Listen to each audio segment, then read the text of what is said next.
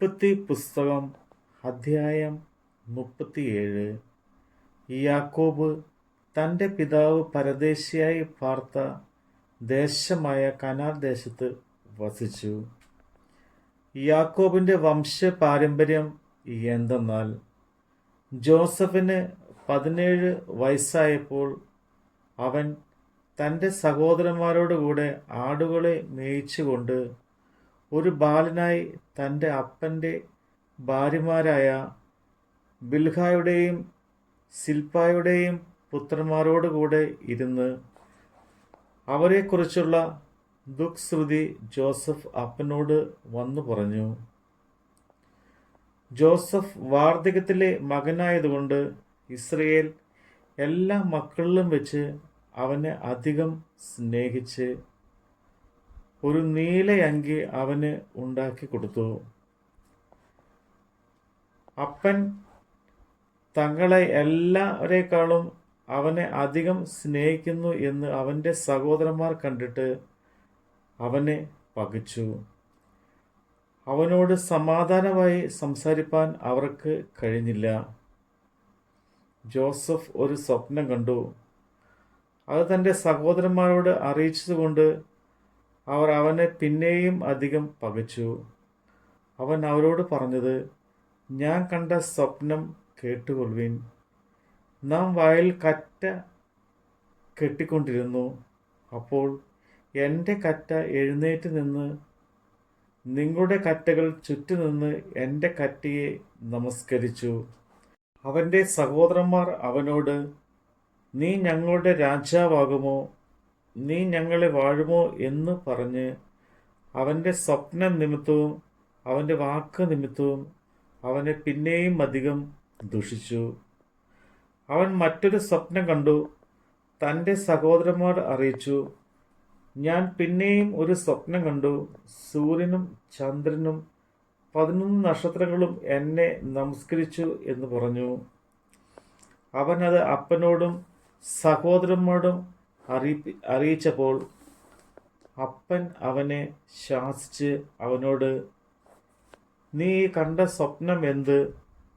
ഞാനും നിന്റെ അമ്മയും നിന്റെ സഹോദരന്മാരും സാഷ്ടാംഗം വീണ് നിന്നെ നമസ്കരിപ്പാൻ വരുമോ എന്ന് പറഞ്ഞു. അവൻ്റെ സഹോദരന്മാർക്ക് അവനോട് അസൂയ തോന്നി. അപ്പനോ ഈ വാക്ക് മനസ്സിൽ സംഗ്രഹിച്ചു. അവൻ്റെ സഹോദരന്മാർ അവൻ്റെ ആടുകളെ മേയ്പ്പാൻ ശേഖേമിൽ പോയിരുന്നു. ഇസ്രയേൽ ജോസഫിനോട്, നിന്റെ സഹോദരന്മാർ ശേഖേമിൽ ആടു മേയ്ക്കുന്നുണ്ടല്ലോ, വരിക, ഞാൻ നിന്നെ അവരുടെ അടുക്കൽ അയക്കും എന്ന് പറഞ്ഞതിന് അവൻ അവനോട്, ഞാൻ പോകാം എന്ന് പറഞ്ഞു.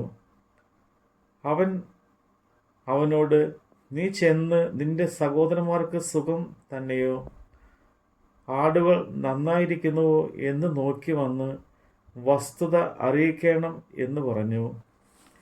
ഹെബ്രോൻ താഴ്വരയിൽ നിന്ന് അവനെ അയച്ചു. അവൻ ശേഖേമിലെത്തി. അവൻ വെളിപ്രദേശത്ത് ചുറ്റി നടക്കുന്നത് ഒരുത്തൻ കണ്ടു. നീ എന്ത് അന്വേഷിക്കുന്നു എന്ന് അവനോട് ചോദിച്ചു. അതിന് അവൻ, ഞാൻ എൻ്റെ സഹോദരന്മാരെ അന്വേഷിക്കുന്നു. അവർ എവിടെ ആട് മേയ്ക്കുന്നു എന്ന് എന്നോട് അറിയിക്കണമേ എന്ന് പറഞ്ഞു. അവർ ഇവിടെ നിന്ന് പോയി, നാം ദോഥാനിലേക്ക് പോക എന്ന് അവർ പറയുന്നത് ഞാൻ കേട്ടു എന്ന് അവൻ പറഞ്ഞു. അങ്ങനെ ജോസഫ് തൻ്റെ സഹോദരന്മാരെ അന്വേഷിച്ച് ചെന്ന് ദോഥാനിൽ വെച്ച് കണ്ടു. അവർ അവനെ ദൂരത്ത് വെച്ച് കണ്ടിട്ട് അവനെ കൊല്ലേണ്ടതിന് അവൻ അടുത്ത് വരും മുമ്പേ അവന് വിരോധമായി ദുരാലോചന ചെയ്തു. അതാ, സ്വപ്നക്കാരൻ വരുന്നു, വരുവിൻ, നാം അവനെ കൊന്ന് ഒരു കുഴിയിൽ ഇട്ട് കളയുക എന്ന് ഒരു ദുഷ്ടമൃഗം അവനെ തിന്നുകളഞ്ഞു എന്ന് പറയാം. അവൻ്റെ സ്വപ്നങ്ങൾ എന്താകുമെന്ന് നമുക്ക് കാണാമല്ലോ എന്ന് തമ്മിൽ പറഞ്ഞു. രൂബേൽ അത് കേട്ടിട്ട്, നാം അവന് ജീവഹാനി വരുത്തരുത് എന്ന് പറഞ്ഞു. അവനെ അവരുടെ കയ്യിൽ നിന്ന് വിടുവിച്ചു. അവരുടെ കയ്യിൽ നിന്ന് അവനെ വിടുവിച്ച് അപ്പൻ്റെ അടുക്കൽ കൊണ്ടുപോകണമെന്ന് കരുതിക്കൊണ്ട് രൂബേൽ അവരോട്, രക്തം ചൊരിയിക്കരുത്, നിങ്ങൾ അവൻ്റെ മേൽ കൈവയ്ക്കാതെ മരുഭൂമിയിലുള്ള ഒരു കുഴിയിൽ അവനെ ഇടുവീൻ എന്ന് പറഞ്ഞു. യോസഫ് തൻ്റെ സഹോദരന്മാരുടെ അടുക്കൽ വന്നപ്പോൾ അവൻ ഉടുത്തിരുന്ന നീല അങ്കി അവർ ഊരി അവനെ എടുത്ത് ഒരു കുഴിയിൽ ഇട്ടു. അത് വെള്ളമില്ലാത്ത പൊട്ടക്കുഴി ആയിരുന്നു. അവർ ഭക്ഷണം കഴിപ്പാൻ ഇരുന്നപ്പോൾ തല പൊക്കി നോക്കി. മിലയാദിൽ നിന്ന് സാമ്പ്രാണിയും സുഗന്ധ പശയും സന്നിനായകവും ഒട്ടകപ്പുറത്ത് കയറ്റി മിസ്രൈമിലേക്ക് കൊണ്ടുപോകുന്ന ഇസ്മേലിയുടെ ഒരു യാത്രക്കൂട്ടം വരുന്നത് കണ്ടു. അപ്പോൾ യഹൂദ തൻ്റെ സഹോദരന്മാരോട്, നാം നമ്മുടെ സഹോദരനെ കൊന്ന് അവൻ്റെ രക്തം മറച്ചിട്ട് എന്ത് ഉപകാരം? വരുവിൻ, നാം അവനെ ഇസ്മേല്യർക്ക് വിൽക്കാം. നാം അവൻ്റെ മേൽ കൈ വെക്കരുത്, അവൻ നമ്മുടെ സഹോദരനും നമ്മുടെ മാംസവുമല്ലോ എന്ന് പറഞ്ഞു. അവൻ്റെ സഹോദരന്മാർ അതിന് സമ്മതിച്ചു. മിദ്യാന കച്ചവടക്കാർ കടന്നു പോകുമ്പോൾ അവർ ജോസഫിനെ കുഴിയിൽ നിന്ന് വലിച്ചു കയറ്റി ഇസ്മേല്യർക്ക് 20 വെള്ളിക്കാശിന് വിറ്റു. അവർ ജോസഫിനെ മിസ്രൈമിലേക്ക് കൊണ്ടുപോയി. രൂബേൽ തിരികെ കുഴിയുടെ അടുക്കൽ ചെന്നപ്പോൾ യോസഫ് കുഴിയിലില്ല എന്ന് കണ്ടിട്ട് തൻ്റെ വസ്ത്രം കീറി സഹോദരന്മാരുടെ അടുക്കൽ വന്നു, ബാലനെ കാണുന്നില്ലല്ലോ, ഞാൻ ഇനി എവിടെ പോകേണ്ടു എന്ന് പറഞ്ഞു. പിന്നെ അവൻ ഒരു കോലാട്ടുകൊറ്റനെ കൊന്ന് യോസഫിൻ്റെ അങ്കിയെടുത്ത് രക്തത്തിൽ മുക്കി അവർ നീലയങ്കി തങ്ങളുടെ അപ്പൻ്റെ അടുക്കൽ കൊടുത്തയച്ചു.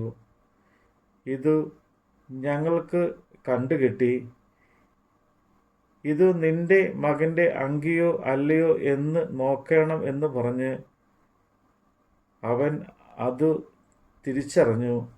അത് എൻ്റെ മകൻ്റെ അങ്കി തന്നെ. ഒരു ദുഷ്ടമൃഗം അവനെ തിന്നുകളഞ്ഞു. യോസഫിനെ പറിച്ച് കീറിപ്പോയി എന്ന് പറഞ്ഞു. യാക്കോബ് വസ്ത്രം കീറി അരയിൽ ഒട്ടുശീല ചുറ്റി ഏറിയ നാൾ തൻ്റെ മകനെ ചൊല്ലി ദുഃഖിച്ചു കൊണ്ടിരുന്നു. അവൻ്റെ പുത്രന്മാരും പുത്രിമാരും എല്ലാം അവനെ ആശ്വസിപ്പാൻ വന്നു. അവനോ ആശ്വാസം കൈക്കൊള്ളുവാൻ മനസ്സില്ലാതെ ഞാൻ ദുഃഖത്തോടെ എൻ്റെ മകൻ്റെ അടുക്കൽ പാതാളത്തിൽ ഇറങ്ങുമെന്ന് പറഞ്ഞു. ഇങ്ങനെ അവൻ്റെ അപ്പൻ അവനെക്കുറിച്ച് കരഞ്ഞുകൊണ്ടിരുന്നു. എന്നാൽ മിദ്യാന്യർ അവനെ മിസ്രൈമിൽ ഫറവോൻ്റെ ഒരു ഉദ്യോഗസ്ഥനായി അകമ്പടി നായകനായ പോത്തിഫറിന് വിറ്റു. നമ്മുടെ കർത്താവിൻ്റെ വചനമാണ് നമ്മൾ കേട്ടത്.